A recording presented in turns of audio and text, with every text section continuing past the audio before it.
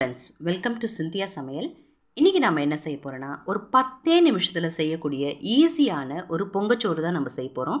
சின்ன வயசில் நம்ம அடுப்புகளை செஞ்சுருப்போம். அந்த ஞாபகங்களை நான் திரும்பி கொண்டு வரேன். ஈஸியாக இருக்கும் இது உங்களுக்கு செய்யறதுக்கு. ஒரு 10 நிமிஷம் போதும், நம்ம சீக்கிரமாக செஞ்சிடலாம்.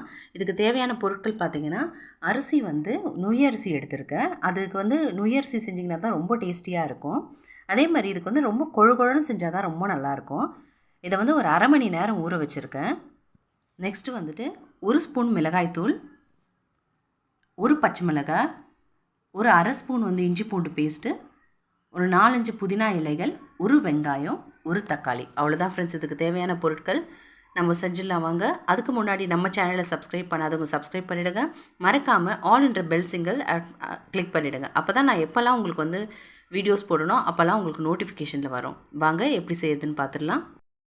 தேவையான அளவுக்கு எண்ணெய் விட்டுக்கலாம். எண்ணெய் நல்லா சூடாகட்டும்.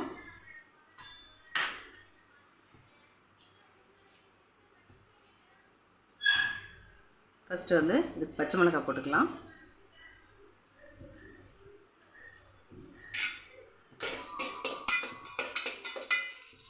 போட்டாச்சு, நல்லா வதங்கட்டும்.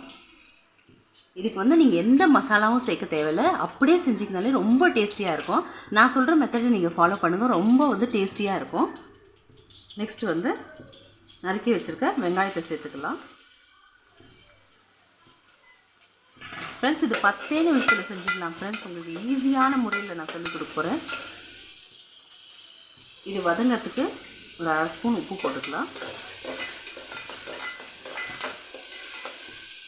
நம்ம சின்ன வயசுலலாம் நம்ம செஞ்சு சாப்பிடுவோம். அதே மாதிரி தான் இப்போ நானும் செய்ய போகிறேன்.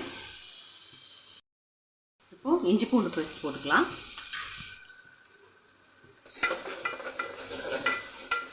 பச்சை சின்ன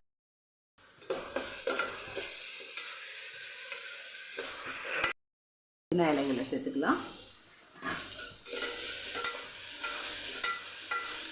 நெக்ஸ்ட் நறுக்கி வச்சுருக்க ஒரு தக்காளி பழத்தை சேர்த்துக்கிறேன். ஸ்பூன் மிளகாய்த்தூள் போட்டுக்கலாம். இதுக்கு மசாலா நம்ம எதுவுமே சேர்க்கல, வெறும் இஞ்சி பூண்டு பேஸ்ட் மட்டும் தான் சேர்க்க போகிறோம். மிளகாய்த்தூள் சேர்க்க போகிறோம். வேறு எந்த மசாலாவும் இதுக்கு தேவையில்லை.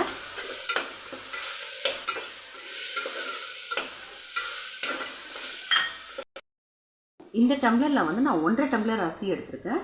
இதுக்கு 4 டம்ளர் தண்ணி நம்ம ஊற்ற போகிறோம். அதான் மெஷர்மெண்ட்டு. ஏன்னா இது குழஞ்சி இருந்தால் தான் நல்லாயிருக்கும். நம்ம 4 டம்ளர் தண்ணி ஊற்றிக்கலாம்.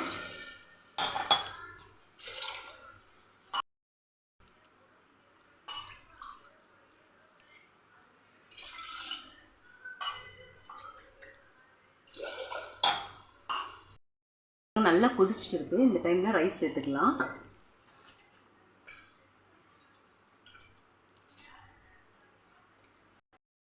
இப்போ மூடி போட்டு ஒரு 4 விசில் வந்தோடனே ஆஃப் பண்ணிடலாம்.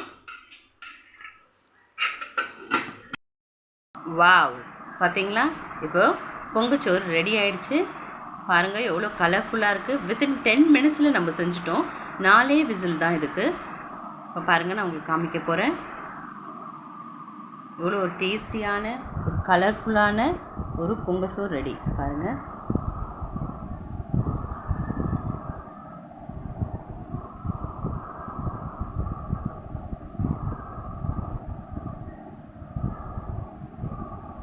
இதே மாதிரி நீங்களும் செய்து பாருங்கள். கமெண்ட் பண்ணுங்கள், ஷேர் பண்ணுங்கள். மறக்காமல் நம்ம சேனலை சப்ஸ்கிரைப் பண்ணிவிடுங்க. தேங்க்ஸ் ஃபார் வாட்சிங்.